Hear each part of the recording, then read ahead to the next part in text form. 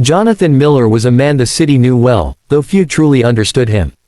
At 38, he had built an empire from scratch: tech companies, real estate ventures, and investments that multiplied faster than anyone could predict. His mansion perched on a cliffside in Malibu, glass walls opening to an endless ocean view. To the outside world, Jonathan had it all: wealth, influence, and a stunning girlfriend, Vanessa, who looked like she had stepped out of a Hollywood magazine cover. But inside, Jonathan wrestled with doubts that no fortune could silence. He sat one evening in his library, staring at the flames flickering in the fireplace.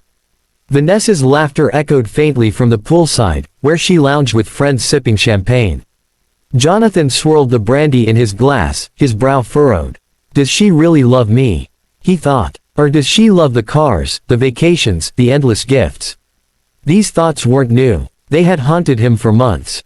Vanessa was affectionate when the cameras were on or when they were dining at five-star restaurants. But at home, her patience thinned.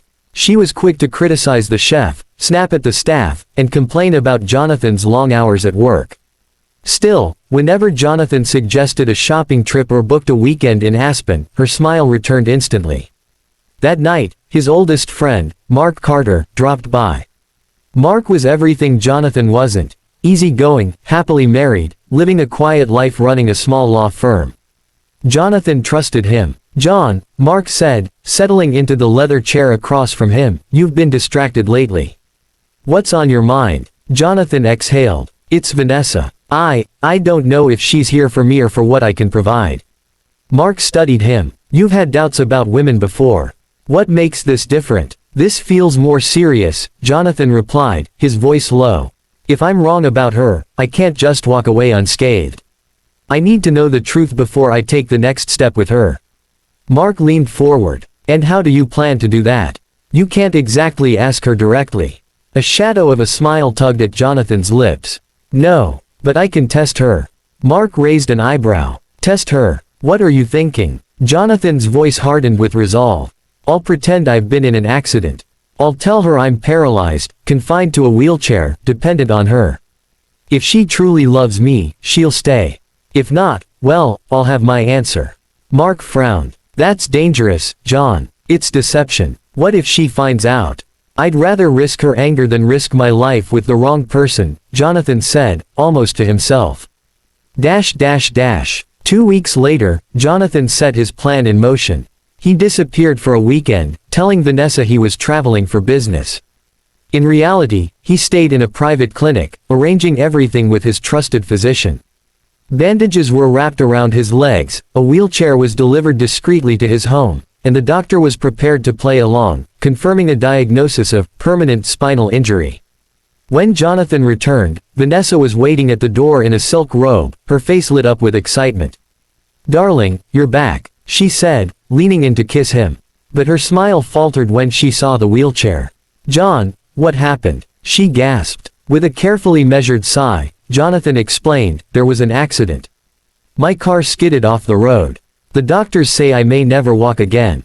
Vanessa's manicured hand flew to her mouth. For a moment, her eyes glistened as though she might cry. She hugged him tightly and whispered, "Oh, Jonathan, we'll get through this together. I'll take care of you." Jonathan almost believed her. Almost. The first few days, Vanessa played the part of a supportive girlfriend. She sat beside him during meals, helped adjust his blankets, even stayed home instead of going out with her friends. Jonathan observed quietly, never dropping his act. But soon, cracks appeared. One morning, when Jonathan asked for water, Vanessa groaned. "Do you really need me every second? Can't you call someone from the staff?" That evening, instead of eating dinner with him, she dressed up and went to a gala alone, leaving him with a cold plate. And within a week, she hired help, a young maid named Maria. "This is too much for me to handle," Vanessa announced. "You need professional care, Jonathan. I can't do everything." Maria arrived quietly the next morning, wearing a simple uniform and carrying a small suitcase. She was 27, soft-spoken, with warm brown eyes and a calm presence. Unlike Vanessa's polished glamour, Maria had an air of humility, yet strength radiated from her posture. Her first task was simple: serving Jonathan breakfast. But unlike Vanessa, she didn't just place the tray on the table and leave. She asked gently, "Senor Miller, would you like me to cut the toast into smaller pieces so it's easier for you?" Jonathan nodded, surprised by her thoughtfulness. Over the next few days, Maria took over his care. She wheeled him around the garden so he could feel the sun on his face. She read to him from his favorite novels in the evenings. She listened when he talked about his childhood, about his parents' bitter divorce, and about the emptiness he sometimes felt despite his wealth. Vanessa, meanwhile, grew distant. She spent hours on shopping trips, spa appointments, and social events. Whenever Jonathan asked her to spend time with him, she would say, "I'll be back later, darling.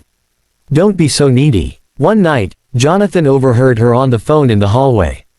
"I can't do this much longer," she whispered angrily. "He's useless now. I feel like a nurse, not a girlfriend." The words struck Jonathan like a knife to the chest. He clenched the armrest of his wheelchair, fighting the urge to confront her immediately. Instead, he remained silent. And yet, in the midst of his heartbreak, Maria's quiet presence became a balm. She never complained, never treated him as a burden. She treated him like a human being, sometimes joking with him, sometimes simply sitting beside him in silence, which felt more comforting than any of Vanessa's forced affection. 3 months passed, each day solidifying Jonathan's realization. The contrast between the two women was undeniable. Vanessa's love was conditional, Maria's kindness unconditional. Jonathan finally knew the truth. The test had worked, but the result wasn't what he expected.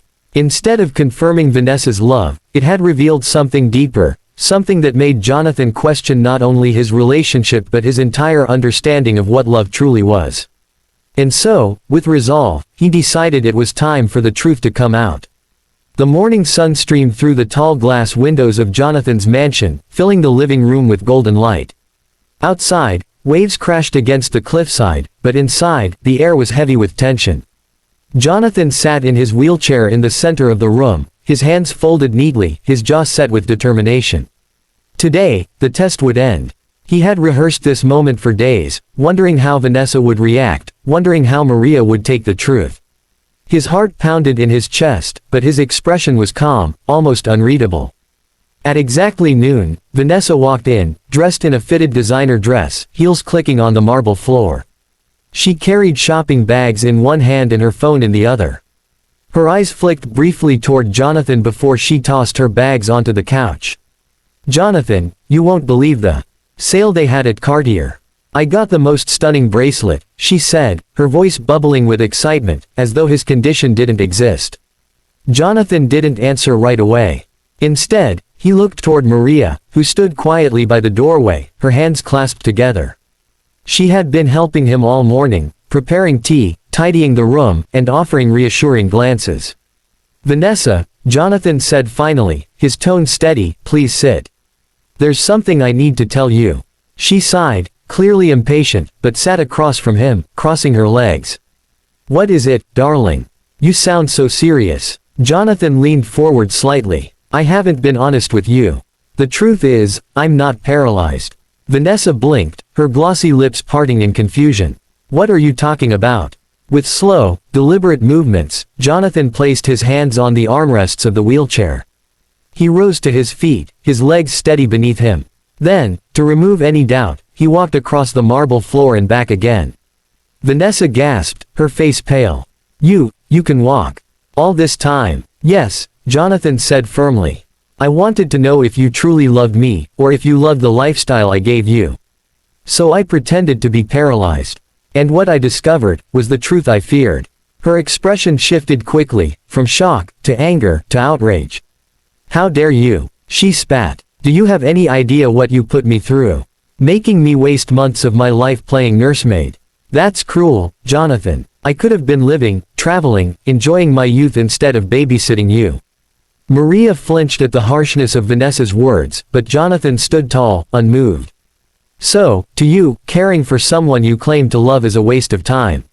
Vanessa scoffed, rising to her feet. "Of course it is. I didn't sign up for this.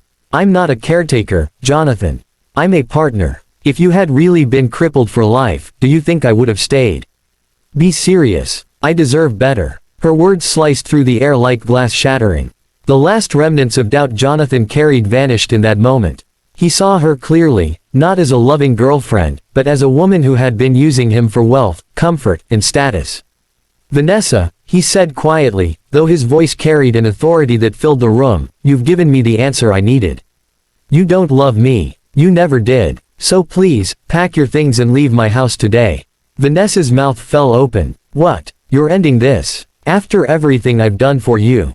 Jonathan's eyes hardened. "What you've done for me? You abandoned me emotionally the moment you thought I had nothing left to give. You complained, you lied, you treated me as a burden. That is not love. Now leave." For a long moment, Vanessa glared at him, her face twisted with fury. Then, without another word, she grabbed her shopping bags and stormed toward the door, her heels clattering angrily across the marble. The slam of the door echoed like thunder in the silence that followed. Jonathan turned slowly. Maria still stood in the corner, her eyes wide with shock. She seemed torn between relief and disbelief. "Maria," Jonathan said softly, walking toward her, "I owe you an apology. You were caught in the middle of a test you never agreed to. And through it all, you treated me with more kindness than I deserved." Maria shook her head quickly, her voice gentle. "Senor Miller, there's no need to apologize. I was only doing my job." "No," Jonathan said, his voice firm yet tender. "You did far more than your job. You listened to me. You made me laugh when I wanted to cry. You never treated me as a burden, even when you thought I could never walk again. That means more to me than I can explain." Maria's eyes filled with tears. "I only did what I felt was right. You're a good man, Jonathan. You just needed someone to see you, not your wealth." Jonathan's throat tightened. For years, he had been surrounded by people who saw him as a bank account, a stepping stone, a status symbol. But Maria, humble, gentle Maria, had seen him as a human being. "Maria," he said, his voice trembling slightly, "I don't know what the future holds.